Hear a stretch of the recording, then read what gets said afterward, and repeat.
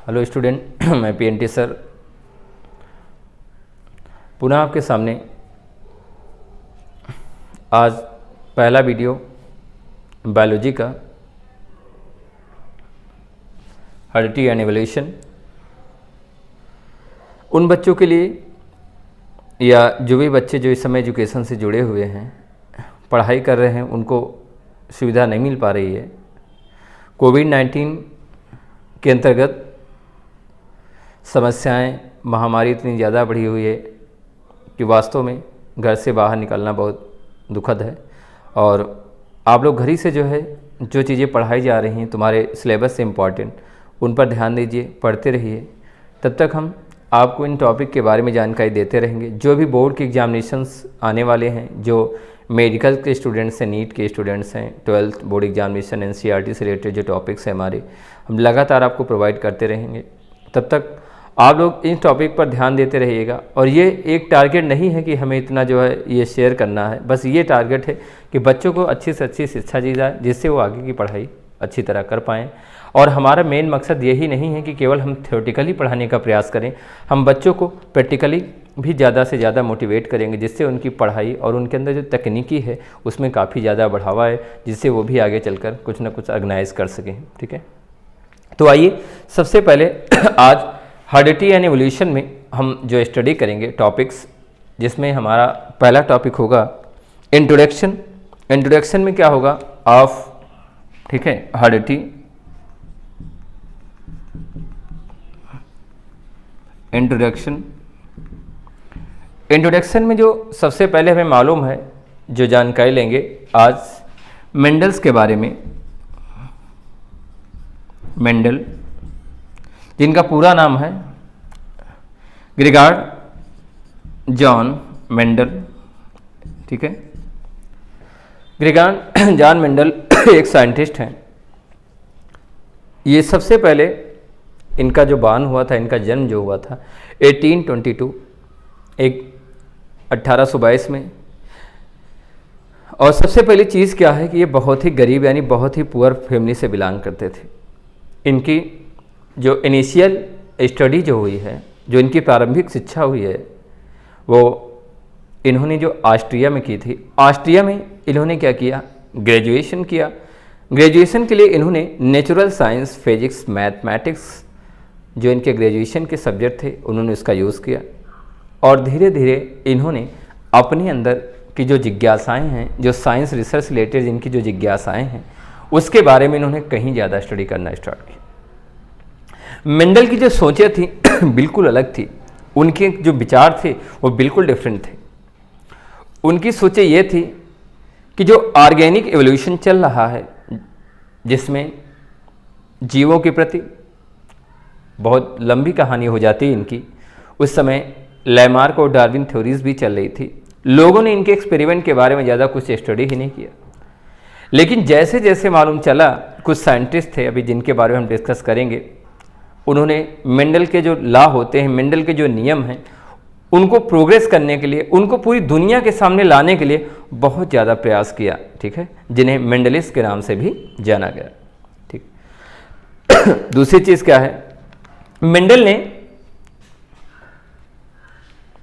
क्या किया, जब इनका स्टडी लेवल खत्म हो गया, यानी तो Mendel choose P plant, Mendel ने क्या किया, जो आनुवांशिकता या हेरिडिटी ऑफ एवोल्यूशन, आनुवांशिक विकास जो होता है, जीवों के आनुवांशिक विकास, उससे रिलेटेड जो भी सारे इनके फैक्ट थे, उसकी जानकारी करने के लिए इन्होंने क्या किया, सबसे पहले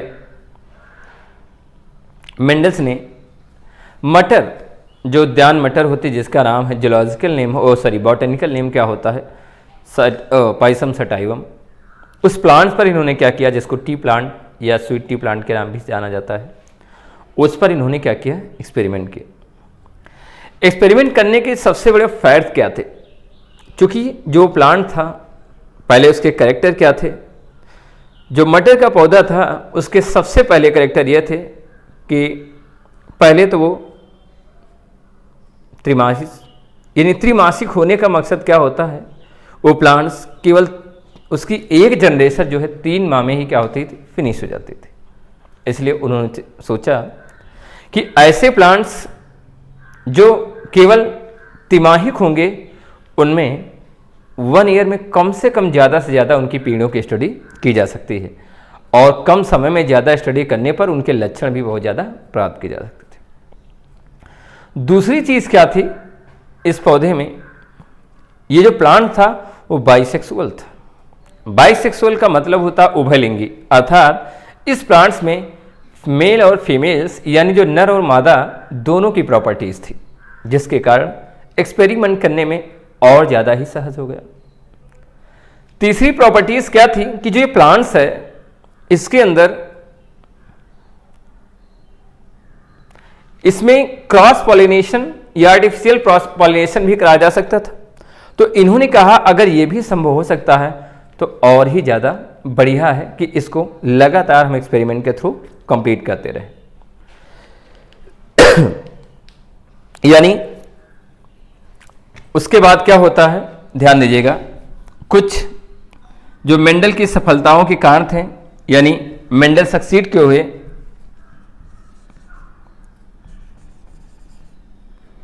सक्सीडेड ऑफ मेंडल, यानी हम कह सकते हैं मेंडल की सफलता के कारण क्या थे।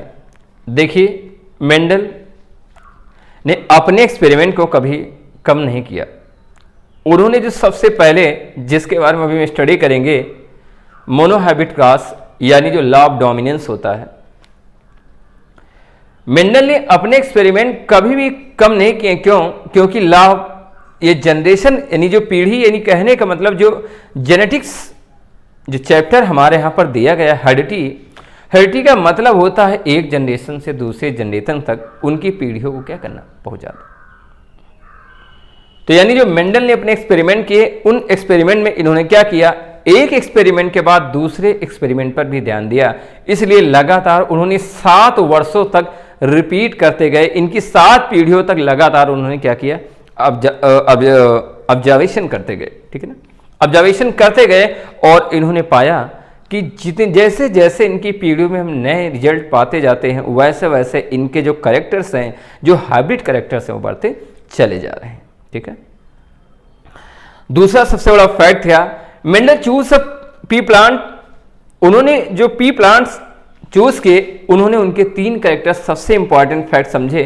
फर्स्ट क्या होता है, जो पी प्लांट था, ध्यान दीजिएगा, इस पी प्लांट में इस जो मटर का पौधा था, उस मटर के पौधे में इन्होंने क्या किया, पहला कैरेक्टर इनका था प्लांट हाइट।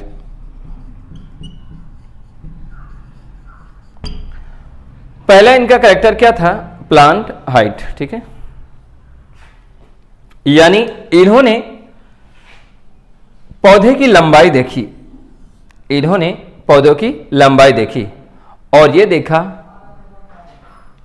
कि किस लंबाई वाले पौधे कितना ज़्यादा सक्सीड हो सकते हैं।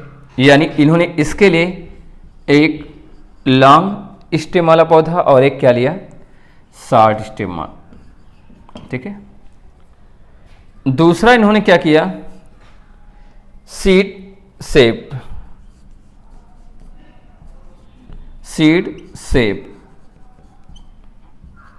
सीड शेप का मतलब होता है जो बीजों का आकार होता है, यानी उन बीजों का आकार कैसे था, इन्होंने उसके बारे में स्टडी किया। सीड शेप में इन्होंने क्या किया, जो एक्सपेरिमेंट किया वो राउंड सीड, और दूसरी क्या थी, व्रिंकल्ड, यानी जिसे हम झुर्रीदार भी कहते हैं, यानी गोला और झुर्रीदार बीजों के प्रति इन्होंने एक्सपेरिमेंट किया। तीसरा था कलर ऑफ सीड, यानी सीड कलर। तो जो सीड के कलर पर इन्होंने एक्सपेरिमेंट किया, इन्होंने क्या किया था, येलो सीड और ग्रीन सीड लिया था और इन्हीं पर क्या किया था, यानी इन दोनों के जो कलर थे उस पर एक्सपेरिमेंट किया। ठीक है। एक्सपेरिमेंट करने के बाद इन्होंने बहुत सारे रिजल्ट देखे। उन रिजल्ट के बाद आफ्टर सम टाइम, यानी कहने का मतलब इन्होंने लगातार इन चीज़ों में क्या देखा कि जब इन्होंने एक्सपेरिमेंट किया तो एक्सपेरिमेंट करने के बाद इन्होंने देखा बीजों की जो आकृति होती है, बीजों का रंग क्या होता है, पुष्प का रंग क्या होता है, यानी कलर ऑफ फ्लावर, ठीक है, फली की आकृति क्या होती है, उसके अलावा जो उनके फली होते हैं उनका रंग कैसा होता है, ठीक, पोजीशन ऑफ फ्लावर भी उन्होंने देखा था, और लास्टली उन्होंने क्या किया था, लेंथ ऑफ फ्लावर के बारे में भी स्टडी की। इन लगातार उन्हें 7, ठीक है, जनरेशन तक, यह कहने का मतलब उन्होंने 7 प्रकार के जो 7 टाइप्स के जो प्लांट्स थे उन्होंने उसके बारे में स्टडी किया। स्टडी करने के बाद डिफरेंट टाइप के जो रिजल्टेंट थे उन्होंने इसको क्या किया, रख लिया। मेंडल की सफलता के कारण और क्या हो सकते हैं, क्योंकि मेंडल ने जो अपने एक्सपेरिमेंट किए थे, उनके जो एक्सपेरिमेंट थे उन्होंने सारे एक्सपेरिमेंट को कैलकुलेट कर कर एक डाटा बना लिया था, एक डाटा बना लिया था। डाटा बनाने के बाद वो रखकर चले गए। उन्होंने जो पहली पीढ़ी में जितनी भी स्टडी किया उसका डाटा बना लिया, दूसरी पीढ़ी में स्टडी किया, तीसरी पीढ़ी में जो स्टडी किया उनका उन्होंने एक लेवलाइज करते हुए डाटा बनाकर वहां पुटअप कर दिया, ठीक है। उसके कारण आज इस पूरी सफलता के लिए मेंडल का योगदान माना जाता है, क्योंकि मेंडल, ठीक है, ने इस एक्सपेरिमेंट के लिए बहुत ज़्यादा ही हार्डवर्क किया था, ठीक है। आइए अब जानते हैं कि पूरी दुनिया में मेंडल को किसने सबसे ज़्यादा फेमस किया। पूरी दुनिया में मेंडल को किसने सबसे ज़्यादा फेमस किया, सबसे पहले हम उसकी जानकारी प्राप्त करें।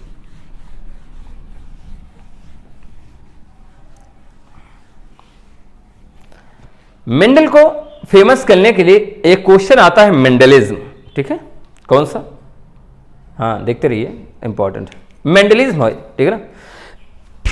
मेंडलिज्म एक इन 19th century सम साइंटिस्ट, उन्होंने बहुत सारी चीजें हैं, अभी बता दे रहा हूं, कॉन्स्टिट्यूटेड अक्रॉस द इन्वेस्टिगेशन, ठीक है, बहुत सारी प्रॉपर्टीज थी। कुछ साइंटिस्टों ने जब लैमार्क और डार्विनवाद की थ्योरी के डिस्कशन के बाद ह्यूगो डे व्रीस, एडविन सारगैफ, शार्माक और कार्ल कोरिन्स ने 19th century में क्या किया, मेंडल द्वारा जो एक्सपेरिमेंट किए गए उनके साक्ष्यों को प्रमाणित करने के लिए उन सभी ने मिलकर एक एक्सपेरिमेंट करने का प्रायोजन करा। उन्होंने एक्सपेरिमेंट करने का जो प्रायोजन कराया, तो उस एक्सपेरिमेंट में उन्होंने क्या किया, जितनी भी सारी या जितने भी सारे उन्हें रिजल्ट मिले, उन सभी रिजल्टों को उन्होंने देखा और उसके बाद मेंडल द्वारा दिए गए उस डाटा के रिजल्टों से मैच कराया। तो उन्होंने देखा कि जो मेरे द्वारा एक्सपेरिमेंट करने के बाद रिजल्ट जो निकले हैं, वो रिजल्ट तो पहले मेंडल ने निकाल ही लिया है। तो मेंडल ने उन्हें पहले ही रिजल्ट निकाल लिया, तो उन सभी ने क्या किया, मेंडल के नियमों की पुष्टि करने के लिए, यानी सही और सैद्धांतिक बनाने के लिए आपस में गठबंधन किया और ये बताया कि इन सभी रिजल्ट को मेंडल ने पहले ही प्रूव कर दिया है, इसीलिए उन्हें मेंडलिस्ट के नाम से जाना जाता है। यानी मेंडल्स हैं, उनके नियम को पूरी दुनिया के सामने शो करने के लिए, दर्शाने के लिए उन्हें मेंडलिस्ट के नाम से भी जाना जाता है। ये रही इंट्रोडक्शन से रिलेटेड मेंडल्स की चीजें, ठीक। आइए अब चलते हैं मेंडल्स लॉ की ओर।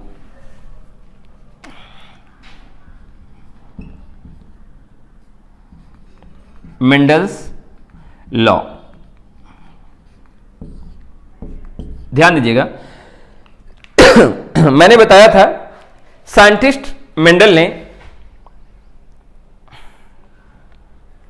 हर्टियन एवोल्यूशन को मॉडिफाई करने के लिए, यानी पाइसम सटारम जो प्लांट्स होता है उसमें डिफरेंट टाइप के ट्रीटमेंट किए। उसके बाद मटर के पौधे से रिलेटेड हर्डिटी एंड एवोल्यूशन को मॉडिफाई करने के लिए कुछ लॉ दिए, जिसे क्या बोलते हैं, मेंडल्स लॉ बोलते हैं। मेंडल्स ने टोटल 3 लॉ दिए थे, यानी कहने का मकसद पीढ़ी तो काफी उन्होंने एक्सपेरिमेंट किया। मेंडल्स ने टोटल 3 लॉ दिए। फर्स्ट कौन सा लॉ होता है, ध्यान दीजिएगा, फर्स्ट होता है लॉ ऑफ डोमिनेंस।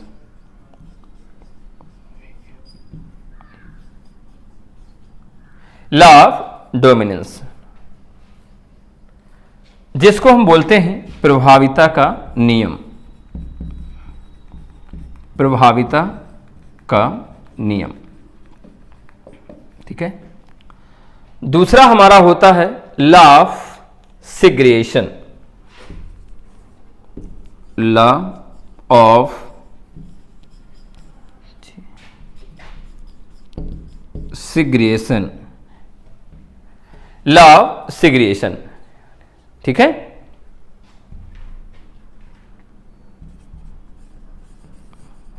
जिसको हम बोलते हैं पृथक्करण का नियम।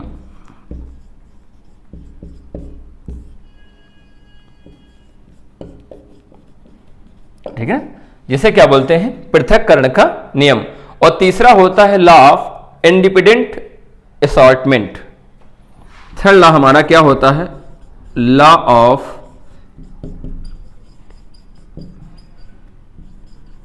इंडिपेंडेंट असॉर्टमेंट, जिसको बोलते हैं स्वतंत्र अपव्यूहन का नियम। स्वतंत्र अपव्यूहन का नियम, ठीक है। ध्यान दीजिएगा, मेंडल ने टोटल 3 लॉ दिए थे और ये लॉ हमारे नीट के क्वेश्चंस के लिए और जो हमारे बोर्ड एग्जामिनेशन होने वाले हैं या आने वाले हैं, ठीक है। एनसीईआरटी में यूपी बोर्ड, सीबीएसई बोर्ड, जो भी स्टूडेंट्स स्टडी कर रहे हैं उनके लिए सबसे ज्यादा इंपॉर्टेंट फैक्ट है कि इसमें से कम 10 मार्क्स के क्वेश्चन प्रोवाइड किए जा सकते हैं, ठीक है। तो ये सबसे इंपॉर्टेंट है, first law of dominance, second law of सिग्रेशन and third law of independent assortment होता है, ठीक है ना, जिसको हम बोलते हैं प्रभाविता का नियम, स्वतंत्र अभ्यूहन का नियम, और सॉरी पृथक्करण का नियम और स्वतंत्र अभ्यूहन का नियम, ठीक है। सबसे पहले ध्यान दीजिएगा लॉ ऑफ डोमिनेंस, ये जो लॉ ऑफ डोमिनेंस है इसमें सबसे पहली चीज इन्होंने क्या बताया, ये जो फर्स्ट और सेकंड लॉ हैं ये मोनो हाइब्रिड क्रॉस भी कहलाते हैं, मोनो हाइब्रिड क्रॉस। और ये जो थर्ड लॉ है ये इनके डाई हाइब्रिड क्रॉस में आता है, ठीक है। यानी फर्स्ट और सेकंड लॉ इनका जो है मोनो हाइब्रिड क्रॉस को मॉडिफाई करता है और इनका जो थर्ड लॉ है वो डाई हाइब्रिड क्रॉस को मॉडिफाई करता है। क्यों, क्या, कैसे, किस लिए, जो इनके फैक्टर हैं मोनो हाइब्रिड और डाई हाइब्रिड में, अभी हम इनके बारे में आपको स्टडी कराएंगे, ठीक है, ये ध्यान दीजिएगा। आइए सबसे पहले हम जानते हैं लॉ ऑफ डोमिनेंस क्या होता है, ठीक है। लॉ ऑफ डोमिनेंस, ठीक।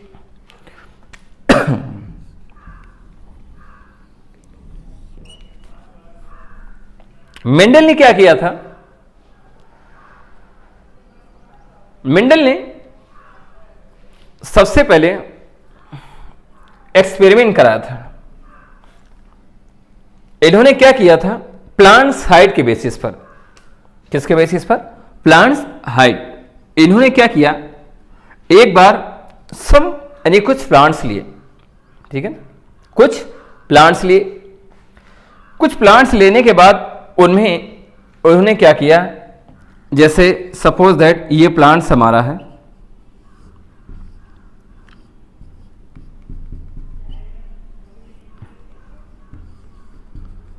ये हमारा क्या है, प्लांट्स है।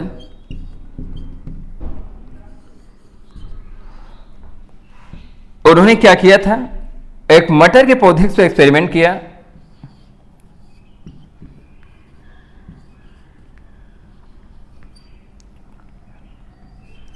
यानी हाइट ऑफ प्लांट, ठीक है। 2 प्रकार के प्लांट्स लिए ये जो साइन होता है इसको बोलते हैं क्रॉस। इस प्लांट्स को इन्होंने किससे सिम्बलाइज किया, इसको इन्होंने कैपिटल टी यानी कैपिटल टी और कैपिटल सी, और इसको इन्होंने किससे मल्टीप्लाई किया, यानी सिम्बलाइज किया स्मॉल टी और स्मॉल टी, ठीक है। यानी ये इनके जीनोटाइप्स, इनकी एक जीन है, ठीक है ना, जो फीन से ध्यान देना, इनके ये पेरेंट्स हैं, क्या है, पेरेंट्स हैं। इन्होंने जब इन दोनों का क्रॉस कराया, क्रॉस कराने के बाद जो फर्टिलाइजेशन होता है, फर्टिलाइजेशन में क्या देखा कि जो कैपिटल टी है, ध्यान दीजिएगा, कैपिटल टी जब फर्टिलाइज हुआ तो इनका एक कैपिटल टी और इनका एक कैपिटल यानी स्मॉल टी जब आपस में फर्टिलाइज हुआ तो फर्टिलाइज होने के बाद क्या होता है, ये एक दूसरे से जाकर कंबाइन करते हैं और दोनों की प्रॉपर्टी आ जाता है यानी कैपिटल टी और स्मॉल टी। ठीक है, तो इन्होंने क्या देखा कि जब हम लॉन्ग प्लांट्स और जो स्मॉल प्लांट्स होते हैं उनकी लेंथ की बेसिस पे जाते हैं तो जो नेक्स्ट जनरेशन में प्लांट्स आते हैं उन प्लांट्सों में सारे प्लांट्स क्या होते हैं, हाइब्रिड आ जाते हैं। सारे प्लांट्स क्या हो जाते हैं, हाइब्रिड आ जाते हैं। अर्थात उनमें जो लेंथ होती है वो यानी जो लॉन्ग यानी कहने का मतलब जो लेंथ होती है वो हमें मालूम है, या उनकी जो हाइट होती है वो केवल कैपिटल टी की आ जाती है, और जो स्मॉल टी होती है उनके जितने भी सारे कैरेक्टर्स होते हैं वे उसी में क्या हो जाते हैं, छिप जाते हैं। ठीक है, तो उनके जब कैरेक्टर इनके अंदर छिप जाते हैं तो इसका मतलब ये होता है इनका जो इफेक्ट है इनकी प्रेजेंटेशन में बिल्कुल नहीं होता है। ये हाइब्रिड है, ये इनकी जो जीन है वो इनके अंदर, जरूरी तो नहीं कि जो जीनोटाइप्स हो वो दिखाई दें, नहीं, जीन उनके अंदर भी हो सकती है, लेकिन फिनोटाइप्स में क्या हो जाएगा, लेंथ ऑफ या height of plants, colour of plants, shape of plants, ये सब फिनोटाइप के अकॉर्डिंग आए, लेकिन जो जीनोटाइप्स होते हैं वो जीनोटाइप्स बाहर से नहीं दिखाई सकते हैं। ध्यान दीजिएगा, तो किसी भी जीनोटाइप में फिनोटाइप प्रेजेंट हो सकते हैं, ये बहुत इंपॉर्टेंट चीज है, ध्यान दीजिएगा। इसका मतलब है कि ये हमारे बात के ध्यान देना, तो यहां पर जो कैपिटल टी और कैपिटल टी है यहां पर इसके कैरेक्टर क्या होते हैं, सिम्बलाइज कर रहे हैं, ये जीनोटाइप्स कर रहे हैं, यानी जो फिनोटाइप्स में बने हैं सिम्बलाइज कर रहे हैं, इसीलिए कैपिटल टी कहलाता है डोमिनेंस। क्या कहलाता है? और जो स्मॉल टी क्या कहलाता है, रिसेसिव।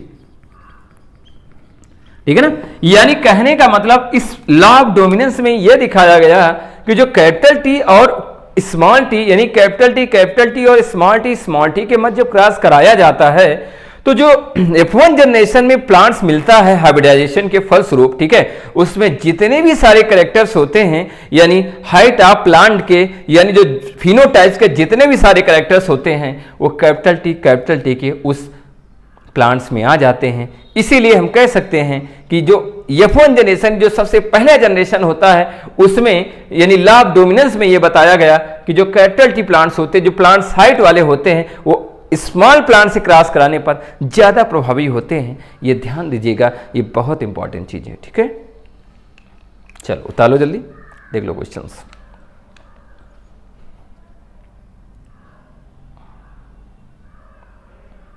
हो रहा है, कर लो, इंपॉर्टेंट है। चलिए, यानी पहला लॉ हमारा लॉ ऑफ डोमिनेंस हो गया। अब चलते हैं second law.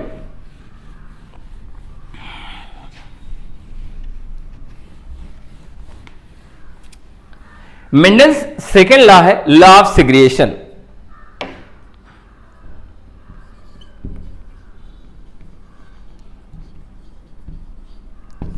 Law of segregation,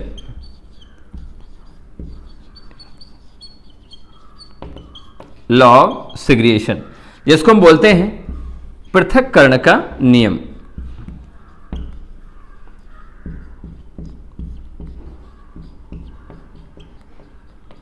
पृथक्करण का नियम, ठीक है। आइए, मेंडल ने सेकेंड लॉ क्यों प्रस्तुत किया? क्योंकि इस चैप्टर में हम पढ़ रहे हैं जनरेशन, अर्थात मेंडल माने नहीं, मेंडल नहीं माने। मेंडल ने क्या किया, जब एक रिजल्ट मिल गया तो उसके बाद अगली पीढ़ी में भी उन्होंने उसका रिपीटेंट स्टार्ट कर दिया। अर्थात उन्होंने सोचा कि अगली पीढ़ी में भी हम उनके लक्षण पाएं, क्या उनका रेशियो बढ़ तो नहीं रहा, अगर बढ़ रहा है तो कौन कौन से फैक्ट आ रहे हैं। ठीक है, इसलिए उन्होंने क्या किया, जो F1 यानी जो लॉ ऑफ डोमिनेंस में ध्यान दीजिएगा, जो हाइब्रिड प्लांट्स था उस हाइब्रिड प्लांट्स का उन्होंने सेल्फ पॉलिनेशन करा दिया, और हम इसको कह भी सकते हैं दूसरे सब्जेक्ट में कि सेल्फ पॉलिनेशन। यानी सेल्फ पॉलिनेशन का मतलब होता है, ठीक है, स्वपरागण, यानी सेल्फ पॉलिनेशन करा दिया। सेल्फ पॉलिनेशन के लिए इन्होंने क्या किया बेटा, ध्यान दीजिएगा, इसके लिए हम एक सिम्बलाइज कर रहे हैं। यहां पर इन्होंने क्या किया, जो प्लांट्स था, अब चाहे कलर के बेसिस पर दें, चाहे जिसके बेसिस पे जाएं, उसके बेसिस पे कर सकते हैं। इन्होंने क्या किया, या पर्पल और व्हाइट कलर के एक्सपेरिमेंट कर ले, या यानी प्लांट हाइट पर कर लें, किसी पर भी एक्सपेरिमेंट करके हम दिखा सकते हैं। उसके लिए इन्होंने क्या किया, मैं इसको समझाने के लिए एक पुनेट स्क्वायर चेकर बोर्ड की ओर जा रहा हूं, जिससे इस तरीकों यानी इनके जो तरीके हैं उनको हम थोड़ा और अच्छी यानी बेटर तरीके से समझने का प्रयास करें।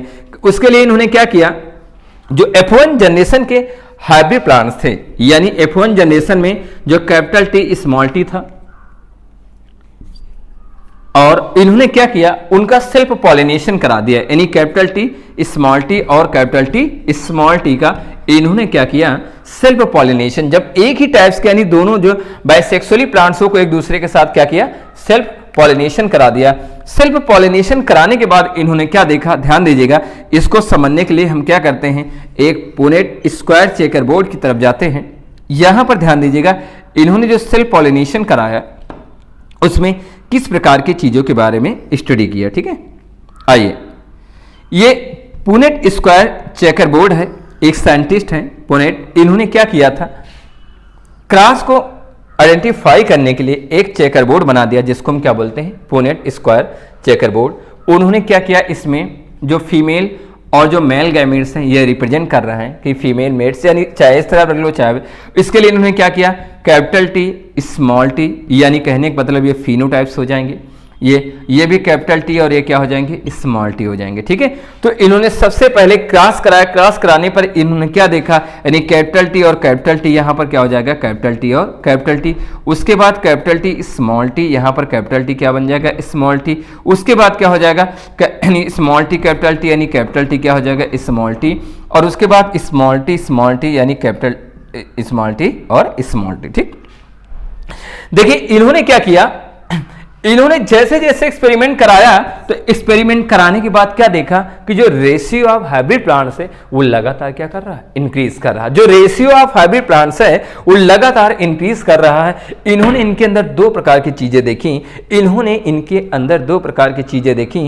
एक क्या होती है, एक ये होती है, यानी ये जो रेशियो इन्होंने देखा, ये रेशियो किसका था, ये भी कैसा प्लांट था ये हमें समझना है। यानी ये जो प्लांट्स है ये कैसा है, यानी कैपिटल टी जो कैपिटल सी है ये टाल है, क्या है, ये टाल है। और ये कैपिटल टी स्मॉल टी जो है ये भी क्या है, टाल है, यानी और ये भी क्या है, टाल है। ठीक है, तो यानी कहने का मतलब ये भी टाल है, ये भी टाल है, और ये भी लंबा पौधा मिला, ये भी लंबा और ये भी लंबा पौधा मिला। तो इन्होंने क्या देखा कि जो यानी कहने का मतलब उन चार हिस्सों में तीन हिस्से क्या हुए, एकदम लंबे पौधे मिले हैं। उन लंबे पौधे में ये हैवी जरूर था, ये हैवी जरूर था, लेकिन जो हाइट थी, इनकी जो हाइट थी वो हाइट बिल्कुल जो है कैपिटल टी और कैपिटल टी के अकॉर्डिंग लगभग, यानी कहने का मतलब इन्होंने नेक्स्ट जनरेशन में क्या देखा जो प्लांट्स, इन्होंने उस बागवान में उन प्लांटों को देखा, तो उन्होंने क्या दिया कि जो फिनोटाइप होते हैं, फिनोटाइप, ठीक है, जो फिनोटाइप होते हैं वो लगभग कितना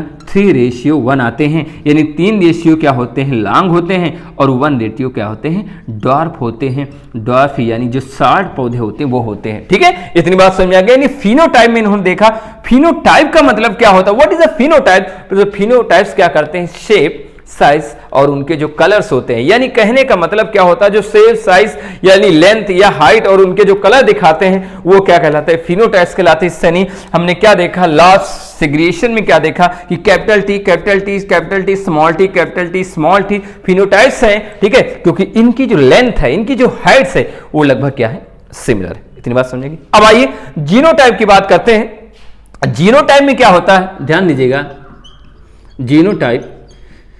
जीनोटाइप में जो सबसे बड़ी प्रॉपर्टी होती है वो ये होती है कि उनमें जो टोटल जीन आई है, टोटल रेशियो ऑफ जीन है, टोटल रेशियो ऑफ जीन कितना है, 1 2 3 4 है। यानी उस टोटल 4 पार्ट में उनकी कितनी जीन कंप्लीट हुई है, तो मुझे मालूम है 1 2, यानी कहने का मकसद मैंने ये देखा कि जो ये जीन है, ये केवल ये ध्यान दीजिएगा, इन चीजों पर ध्यान नहीं देना, केवल यहां से लेकर हम यहां तक कि ये जीन देख रहे हैं और ये जीन क्या है, इनका रेशियो दिखा रहे हैं, यानी दोनों जीन लगभग एक जैसी हैं। तो और ये जीन अलग है और ये जीन क्या है, अलग है। तो जीनोटाइप भी इन्होंने क्या देखा कि इन्होंने देखा कि वहां पर 3 प्रकार के 3 टाइप्स के कैरेक्टर्स मिल रहे हैं, फर्स्ट होता है 1, ठीक है, रेशियो यानी कैपिटल टी और कैपिटल टी। यहाँ पर क्या होता है 2 रेशियो क्या होता है capital T small T, capital T small T, और 1 रेशियो क्या होता है स्मॉल टी और स्मॉल टी। यानी कहने का मतलब इन्होंने क्या देखा कि जो सेकंड जनरेशन है यानी लार्ज सिग्रेशन में क्या देखा कि जो जीनोटाइप्स होते हैं उनमें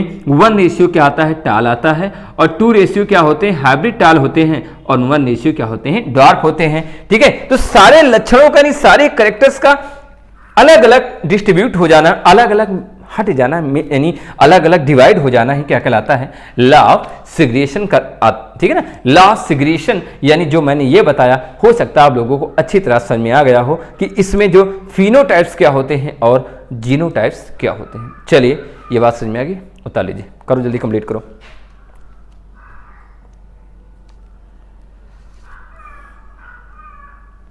हो गया, चलिए आगे चलते हैं। समझ में आ गया, कंप्लीट कर लीजिए जी, बैठे क्यों,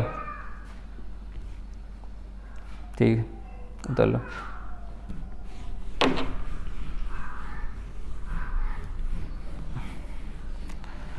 कौन सा चलेगा भी मिलेगा भी, ठीक है, करते रहिए। आइए अब मेंडल्स अभी भी मानने वाले नहीं हैं, मेंडल अभी भी मानने वाले नहीं है, ठीक है। मेंडल ने क्या किया, जब मैंने कहा नहीं जब किसी को अपने बिजनेस में ज्यादा लाभ होने लगता है तो व्यक्ति अपने बिजनेस को बढ़ाता है, यानी इसको ब्रांचों में डिवाइड करता है, वो बढ़ना चाहता है, वो घटना नहीं चाहता है। उसी प्रकार मेंडल को जैसे जैसे ज्यादा से अच्छे रेशियो मिलने चालू किए, मेंडल के एक्सपेरिमेंट, मेंडल की जो भूख है वो भी बढ़ती चली गई। यानी मेंडल ने अब क्या किया, तीसरे स्टेप में जानेंगे, मेंडल ने क्या किया, अब मोनोहाइब्रिड क्रॉस को हटा दिया। यानी वो दोनों क्रॉस मैंने बताए वो मोनोहाइब्रिड क्रॉस थे। मोनोहाइब्रिड क्रॉस का मतलब होता है जिसमें केवल किसी भी प्लांट्स के और उसके पार्ट्स केवल एक कैरेक्टर के बारे में स्टडी किया जाए, उसको हम मोनोहाइब्रिड क्रॉस करते हैं। अब आइए जो मेंडल थर्ड लॉ है इसको हम क्या बोलते हैं, dihybrid cross. Dihybrid cross, Mendel's जो थर्ड लॉ है इसको हम क्या बोलते हैं, डाई हाइब्रिड क्रॉस बोलते हैं। डाई हाइब्रिड क्रॉस का जो सबसे बड़ा फैक्ट है वो क्या होना चाहिए, आइए हम इसके लिए जानते हैं। यानी जो डाई हाइब्रिड क्रॉस में जो थर्ड लॉ है उसको बोलते हैं लॉ ऑफ मेंडल का जो तीसरा लॉ है law of independent assortment.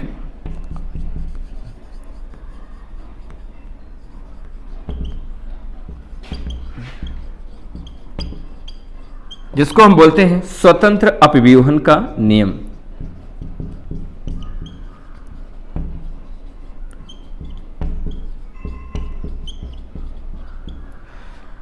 Mendel का जो ये लॉ है ये बहुत इंपॉर्टेंट है और ये कॉम्पिटिटिव बहुत ज्यादा होता है, ध्यान दीजिएगा। स्वतंत्र अपव्यूहन का नियम का मतलब होता है लॉ ऑफ इंडिपेंडेंट असॉर्टमेंट, ठीक। इसमें इन्होंने क्या किया, इन्होंने डाई हाइब्रिड क्रॉस के लिए, ध्यान दीजिएगा, थर्ड लॉ जल्दी कंप्लीट करो उसके बाद हम बताते हैं, स्पेस ज्यादा बनने के लिए। चलो मिटा दे रहे हो गए। देखिए जो मेंडल थर्ड लॉ है यानी थर्ड लॉ ऑफ मेंडल, ये ध्यान देना, इसमें इन्होंने सबसे पहले क्या किया, इन्होंने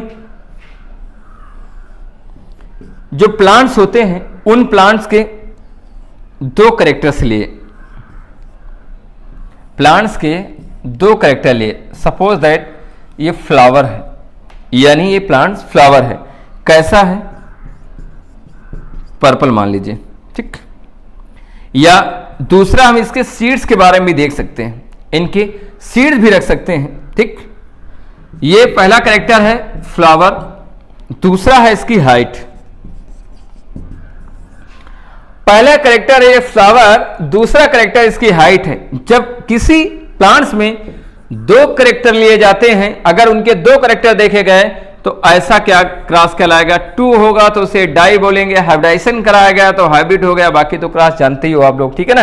तो ऐसा क्रॉस क्या कहलाएगा, डाई हाइब्रिड क्रॉस कहलाएगा। इन्होंने डाई हाइब्रिड क्रॉस के लिए वही पोजीशन अप्लाई की जो पहले की थी, यानी व्हाइट यहां दिखा देंगे, ये इनकी जो लेंथ है यानी वो कैसी हो जाएगी, स्मॉल हो जाएगी, और ये ध्यान देना ये भी व्हाइट कलर के हो जाएंगे, ये फ्लावर का हो जाएगा, ये प्लांट्स का हो जाएगा। इतनी बात समझ में आ रही, ठीक है। इसके लिए इन्होंने क्या किया, लॉन्ग जो ट्री होती है उसको इन्होंने कैपिटल टी और कैपिटल सी इंडिकेट किया, और जो लॉन्ग ट्री में जो फ्लावर है उसको इन्होंने कैपिटल एफ और कैपिटल एफ से क्या किया, इंडिकेट किया। इसी प्रकार स्मॉल ट्री को इन्होंने स्मॉल टी से और स्मॉल फ्लावर को भी क्या किया, स्मॉल एफ से मॉडिफाई किया, ठीक।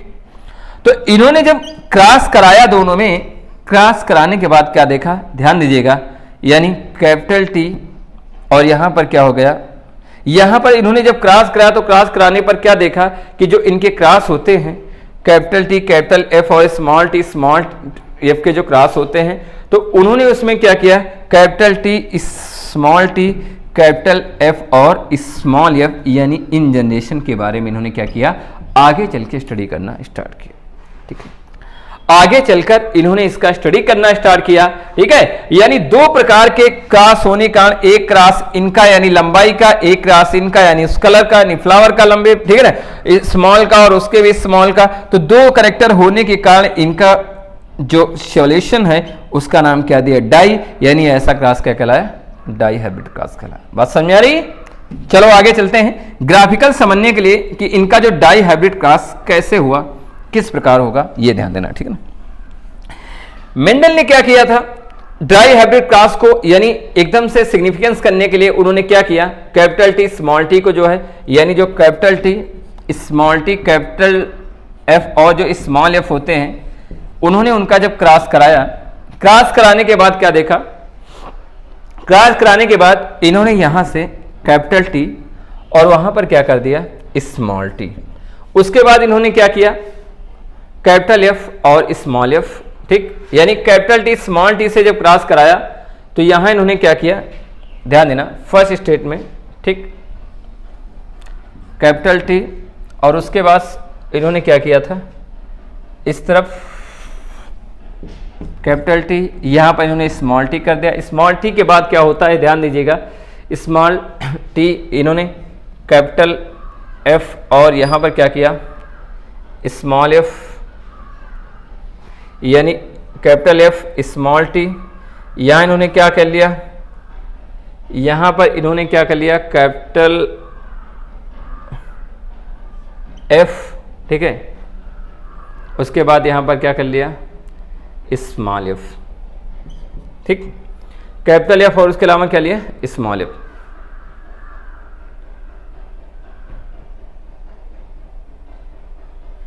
यानी ये कैपिटल टी और कैपिटल एफ, कैपिटल टी, ठीक है ना, इसको उन्होंने क्रॉस करा दिया। तो इन्होंने पहला जब क्रॉस कराया तो पहले क्रॉस में क्या मिला इन्हें, capital T capital F, capital T और कैपिटल एफ। उसके बाद क्या मिला, कैपिटल टी और स्मॉल टी, कैपिटल टी और स्मॉल टी, यानी कैपिटल टी और स्मॉल टी, ठीक है ना। उसी प्रकार उन्होंने क्या किया, स्मॉल टी और स्मॉल टी देखा, कैपिटल टी हो गया, यानी उसके बाद स्मॉल टी स्मॉल एफ हो गया। यानी जब ये क्रॉस करा तो क्रॉस कराने के बाद इन्होंने क्या किया, इस पूरे क्रॉस को पूनेट स्क्वायर चेकर बोर्ड के थ्रू इन्होंने क्या किया, मॉडिफाई करना स्टार्ट कर दिया। उसके लिए इन्होंने क्या बनाया, एक पूनेट स्क्वायर चेकर बोर्ड बनाया,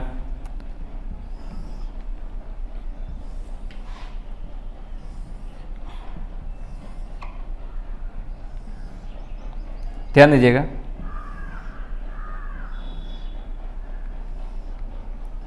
इन्होंने यहां पर क्या किया, मेल और फीमेल की साइन को रिप्रेजेंट कर दिया।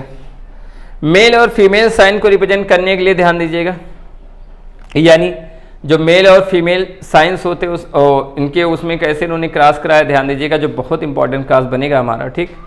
इन्होंने इसके लिए क्या कर लिया, यहाँ कैपिटल टी, उसके अलावा क्या हो गया, कैपिटल टी के बाद इन्होंने क्या किया, स्मॉल टी, कैपिटल एफ हो जाएगा, यहाँ पर स्मॉल एफ हो जाएगा, ठीक है।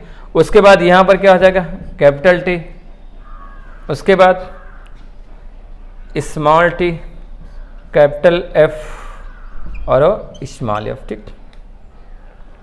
यानी इन्होंने इनके बेसिस पर जो है यहाँ पर सिग्रेशन यानी जो इनके टेंडेंस है उसके बारे में इन्होंने क्या किया, एक्सपेरिमेंट करना स्टार्ट किया, ठीक है। और दोनों में जो है यानी कैपिटल टी स्मॉल टी का जो प्रोसेस होता है उसी के बेसिस पे इन्होंने क्या किया, ये रूल्स, और इन रूल में कैपिटल टी स्मॉल टी उसके बाद हो जाएगा यहाँ पर क्या बनेगा, capital T small T capital F small F. इसी प्रकार इन्होंने क्या किया, इस सेग्रीगेशन को कंटिन्यू मेंटेनिंग करना प्रारंभ कर दिया। ठीक है, तो ये जो है उसी के प्रकार हम क्या करेंगे, रिपीट कर लेंगे। यानी जिस प्रकार हम केवल साइन चेंज करना, जैसे मैंने फर्स्ट स्टेप में बताया, आप लोग इसको कंप्लीट करने का प्रयास करिए। ठीक है ना, ये यानी जो थर्ड लॉ है ये भी बहुत सरल है, इसमें कुछ नहीं करना, केवल अपोजिट डालना है। इनमें फर्स्ट का जो रेशियो करना है, सेकंड का रेशियो, थर्ड का रेशियो करना है। ठीक है, ध्यान देना, फर्स्ट कैपिटल टी या स्मॉल टी जो भी इनका रेशियो इसमें पुटअप करना है, उनका रेशियो इसमें पुटअप करना है, उनका रेशियो इसमें पुटअप करना है। यानी कहने का मतलब हम लगातार क्या करेंगे, उसका रिपीटिंग करते जाएंगे। ठीक है, इतनी बात समझ में आ गई। तो ये जब रिपीट लगातार होता जाएगा तब हमें इसकी जानकारी मिलती जाएगी, ये ध्यान दीजिएगा। ठीक है, बात समझ में आ रही। तो जब हम रिपीट लगातार करेंगे तो इसकी जानकारी हमें मिल जाएगी। अब आइए थोड़ा चलते इनके क्रॉस के बारे में। मेंडल्स लॉ में कुछ क्रॉस भी दिए गए हैं, जिन क्रॉस के बारे में मुझे स्टडी करना बहुत जरूरी है।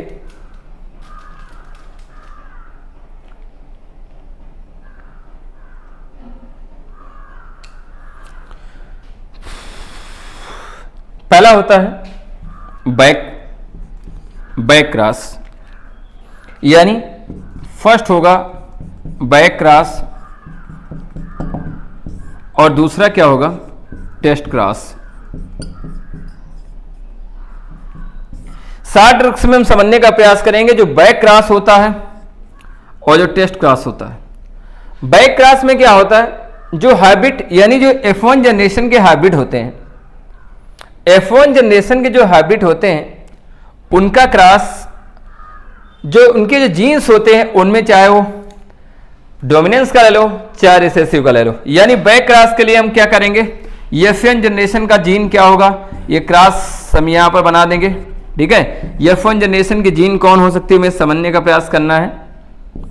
पहला जैसे मैंने बताया यहां पर ये शाइन हो जाएगी male female, capital T small T. यहां पर अब अगर इनका क्रॉस कराते स्मॉल टी और स्मॉल टी तो क्या हो जाएगा, कैपिटल टी स्मॉल टी। उसके बाद क्या हो जाएगा, यहां पर कैपिटल टी स्मॉल टी और उसके बाद क्या हो जाएगा स्मॉल टी, और उसके बाद क्या हो जाएगा स्मॉल टी। यानी कहने का मतलब इसमें हम क्या देखते हैं, दोनों के जो करेक्टर आते हैं वो कितने आते हैं, 50:50 आते हैं। यानी कहने का मतलब होता है 50:50 करेक्टर आते हैं। यानी जो F1 जनरेशन में ध्यान देना, जो हाइब्रिड प्लांट्स होते हैं अगर उनका क्रॉस, ठीक है, जीन से करा दिया जाए, यानी ऐसे जीन वो चाहे रिसेसिव हो चाहे डोमिनेंस हो, ठीक है, उनके मध्य अगर क्रॉस कराया जाता है तो ऐसा क्रॉस क्या कहलाता है, बैक क्रॉस कहलाता है। बैक क्रॉस का मतलब होता है जो संकर पूर्वज संकरण होते हैं, यानी संकर हाइब्रिड के जो पूर्वज होते हैं उनसे अगर संकरण कराया जाए तो ऐसा क्रॉस क्या कहलाता है, बैक क्रॉस। ठीक, अब क्या होता है, जो टेस्ट क्रॉस होगा, टेस्ट क्रॉस जो होता है ये किट के बिटवीन कराया जाता है। तो ध्यान दीजिएगा, जो टेस्ट क्रॉस कराया जाता है वो कराया जाता है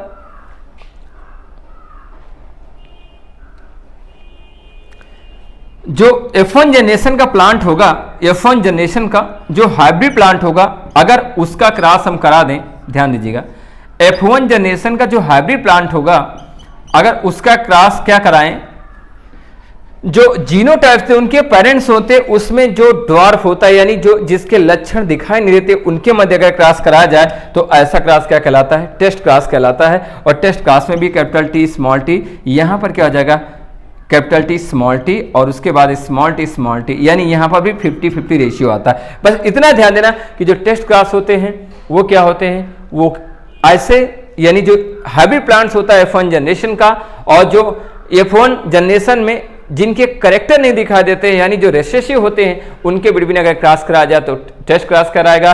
और ये ध्यान देना, F1 जनरेशन में जो हाइब्रिड प्लांट्स होते हैं या हाइब्रिड जो करेक्टर्स होते हैं अगर, ठीक है, उनमें उनके क्रॉस पेरेंट से कराया जाए, वो चाहे डोमिनेंस हो और चाहे वो रेसेसिव हो, उनके बिटवीन अगर कोई क्रॉस कराया जाए तो क्रॉस क्या कहलाएगा, बैक क्रॉस। ये है importance law of Mendel's. Okay, complete.